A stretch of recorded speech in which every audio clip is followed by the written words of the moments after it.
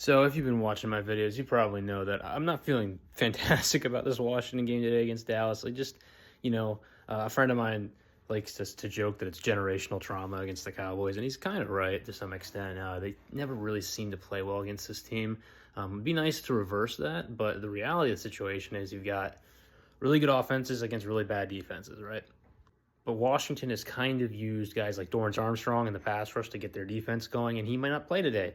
And all the injuries at receiver kind of make it tough when teams might stack the box, stop the run, and play man to man against guys that you don't know that can separate immediately, as Chicago did to them. I know the Cowboys are not a heavy man coverage team, but there are some rumors that they kind of mixed it into practice this week and are looking to do a little bit more of it. On the other side of the ball, Dak Prescott, if the Cowboys do make the playoffs, to me, has played like an MVP candidate, maybe is the MVP if they make the playoffs. So I don't know what Washington's answers to that are. I think they need to force some turnovers to be competitive in this game and even win this game if they have a shot.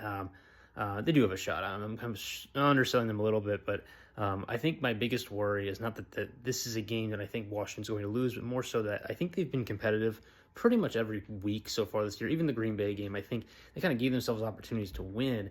I'm concerned this could be, if it gets off to a poor start, if they start out in like a 14-0 hole like they have other weeks, it could get a little ugly. It did, in fact, get very ugly. It took a little while, it took until the third quarter, but it got ugly, and it kind of went about how I would expect the game to go if it were to go poorly for them. Defensive side of the ball is kind of what you expect. Like, they just don't have guys that can rush the passer right now. Daron Payne is probably their best pass rusher, but he's an interior guy, and he's not like a world beater on his own, so he's not winning the game for you. Dorrance Armstrong pulled up with an injury like on the second play of the game, didn't really play. They didn't have any edge rush, so you're relying on man coverage without pressure, and they just don't have the corners right now. Marshon Lattimore is getting torched out there. So knowing that the defense is bad, and we've kind of expected that, it becomes a game the offense has to play well with. And if you actually look at like the yardage statistics in this game, like they weren't inefficient moving the ball. They were kind of poor on like third and short, which was an issue. But it's kind of what I talked about, right? Like the Cowboys played man coverage, which has not really been their go-to.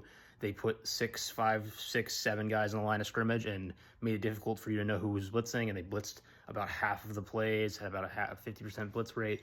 And when you're able to do that, which is just like not a real like defensive strategy in the NFL, unless the team has real personnel issues, which Washington does in terms of receivers, it ruins your ability to, you can't run the ball against stack boxes. And also, just at some point, your offensive line is going to like miss an assignment, and the guy's going to go right through and hit your quarterback, which is what happened, and he got hurt.